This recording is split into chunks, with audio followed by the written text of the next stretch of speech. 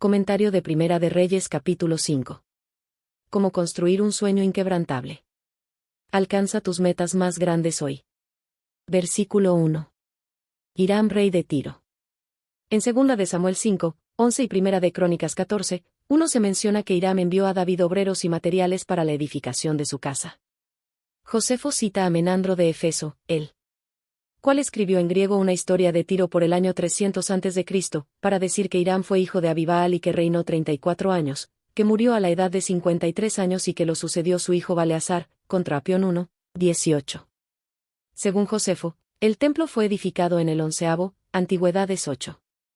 3, 1, o en el 12avo, contra Apión 1, 18, año de Hiram. Puesto que la edificación del templo se comenzó en el 4.º año de Salomón, Primera de Reyes 6, 1, el reinado de Hiram debe haber sido paralelo con el de David durante unos 7 u 8 años.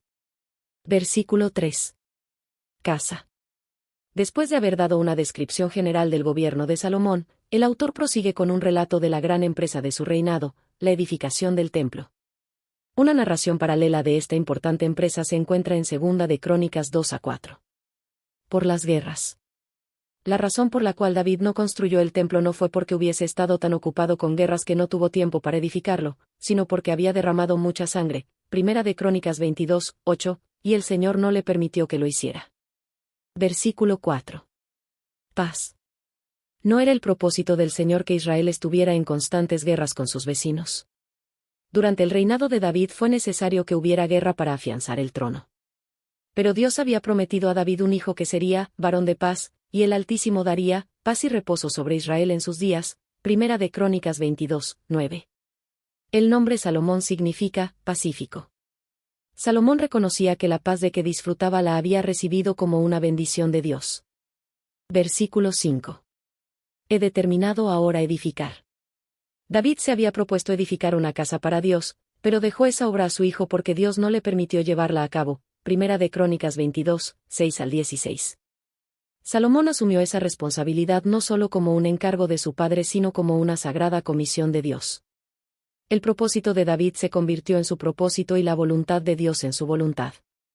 Su primera ocupación de la vida llegó a ser la de edificar el templo del Señor. Jehová habló. Cuando David primero se propuso edificar el templo, Dios le envió un mensaje mediante el profeta Natán para explicarle que no debía emprender esa obra, sino su hijo. 2 de Samuel 7, 2 al 17, Primera de Crónicas 17, 1 al 15. Dios habla a la humanidad de diversas maneras, pero con frecuencia mediante un profeta. Versículo 6. Manda, pues, ahora. Aquí se da un resumen de una parte de un mensaje de Salomón a Hiram, que se presenta mucho más ampliamente en 2 de Crónicas 2, 3 al 10.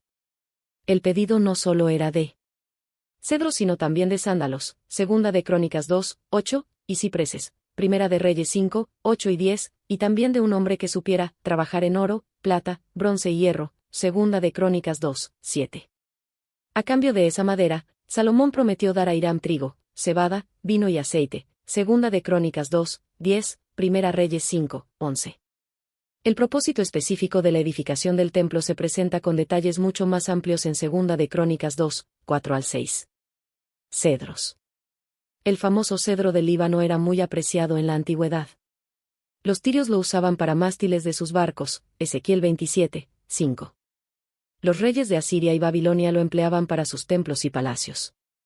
En Egipto se usaba mucho el cedro del Líbano. Los bosques del Líbano eran proverbiales por su belleza y fragancia, Salmo 92, 12, Cantares 4, 11, Cantares 5, 15, Isaías 35, 2, Ezequiel 31, 3 al 9, Oseas 14, 6 y 7. Estaban regados por corrientes perennes de agua provenientes de las cumbres nevadas, Cantares 4, 15, Jeremías 18, 14, Ezequiel 31, 4, 5 y 7, en tanto que el resto de Palestina podía estar agostado y árido. Los cedros del Líbano de hoy día por lo general pueden tener de unos 15 a 25 metros de alto y una forma como de cúpula.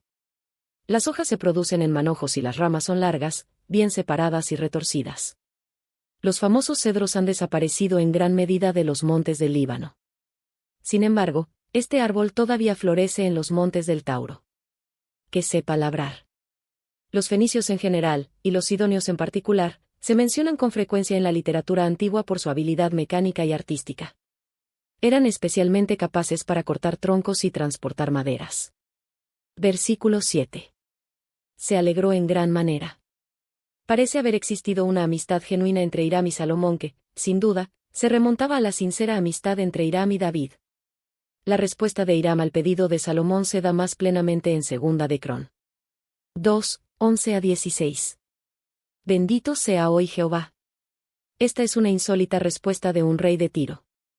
Mediante sus relaciones con David y Salomón, Hiram había oído del Dios de los hebreos. En ese tiempo, el nombre de Jehová llegó a ser honrado por muchos de los vecinos de Israel, y se comprendieron mejor los principios de su ley y gobierno, se derribaron las barreras y se efectuaron conversiones.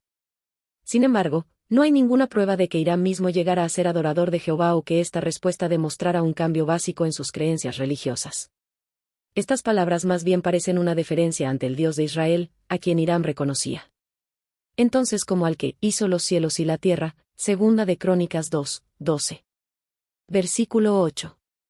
Todo lo que te plazca. No se podía haber esperado una respuesta más amable de nadie. Hiram entró de lleno en los planes de Salomón y estuvo de acuerdo en hacer todo lo que se le pidiera. Lo que hizo fue hecho con espíritu bien dispuesto y corazón alegre.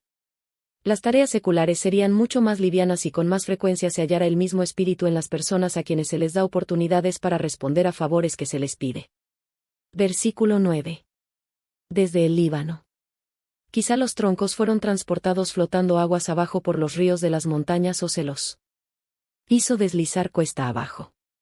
De allí fueron llevados al mar y reunidos en forma de balsas hasta Jope, Segunda de Crónicas 2, 16, a 54,4 kilómetros de Jerusalén. Igual procedimiento se empleó en la construcción del segundo templo, Esdras 3, 7. Versículo 10. Dio, pues, Hiram a Salomón. Parece haber existido un convenio formal, escrito, entre Salomón e Hiram, Segunda de Crónicas 2, 11. Salomón presentó los términos del contrato, e Hiram los aceptó prontamente. Hiram convino en entregar la madera que necesitaba Salomón, según las estipulaciones pactadas. Josefo afirma que en los días de Menandro, 300 antes de Cristo, aún existían copias de las cartas entre Hiram y Salomón, y se las podía ver en los archivos de Tiro, Antigüedades 8. 5, 3. Versículo 11. Salomón daba a Hiram. Los convenios entre Hiram y Salomón eran mutuamente ventajosos. Salomón necesitaba madera, de la cual tenía poca y que Hiram poseía en abundancia.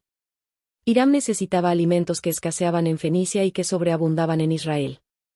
Ambos dieron de lo que tenían y recibieron lo que necesitaban, y como resultado ambos se beneficiaron. Los dos quedaron contentos con ese convenio que fomentó tanto la prosperidad como la paz. Cada año.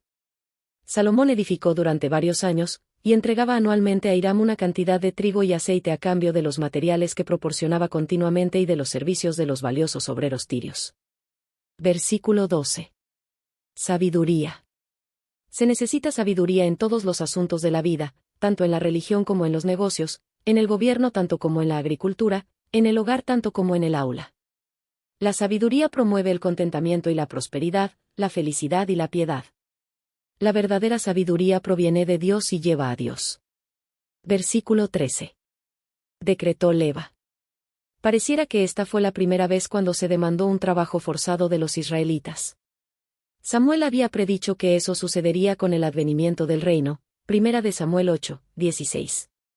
David había impuesto un trabajo forzado a los extranjeros que había en la tierra de Israel, Primera de Crónicas 22, 2. Pero hasta este momento los israelitas se habían librado de ese servicio.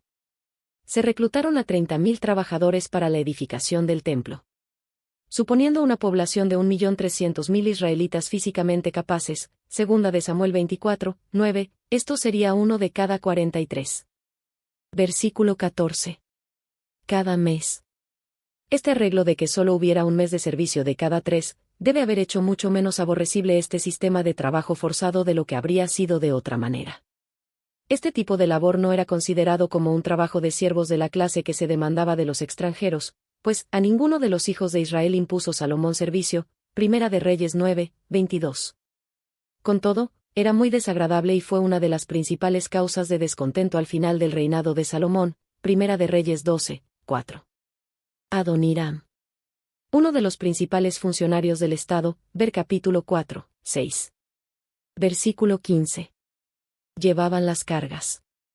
Estos trabajadores no eran israelitas sino extranjeros, segunda de Crónicas 2, 17 y 18.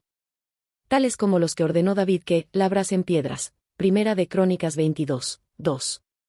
Estos fueron verdaderos siervos o esclavos que prestaban servicios continuos en trabajos pesados, tales como llevar cargas o labrar piedras. Versículo 16. Principales oficiales de Salomón. Capataces de los prefectos, Biblia de Jerusalén. El número que se da acá es de 3.300, pero un pasaje paralelo habla de 3.600, segunda de Crónicas 2, 18. En Primera de Reyes 9, 23 se da el número de los que Salomón había hecho jefes y vigilantes sobre las obras, como 550, mientras que en Segunda de Crónicas 8, 10 se dice que eran 250 los gobernadores principales de Salomón. Se notará que el número total de funcionarios de todas las categorías en cada caso es de 3.850. Pareciera que los autores de Reyes y Crónicas clasificaron a los oficiales, capataces, Biblia de Jerusalén de una manera diferente. Aún es posible que hubiera habido una reorganización en la cual algunos fueron ascendidos, y es posible también que uno de los autores de la clasificación tal como era antes de la reorganización y el otro como fue después de ella. Versículo 17. Piedras grandes. Esas piedras eran grandes y estaban cuidadosamente labradas. Demandó mucho trabajo su preparación y transporte desde la cantera hasta el lugar del templo en Jerusalén. Pueden haber sido usadas no tanto para el fundamento del templo mismo como para la subestructura de la zona del templo, que formaba un cuadrado en la cumbre irregular del monte Moria. Todavía se ven grandes piedras en esa subestructura, que hasta no hace mucho se pensaba que databan de los días de Salomón, pero que ahora se sabe que no van más allá de los días de Herodes. Algunas de esas piedras tienen 10 metros de largo y 21, 2 metros de alto.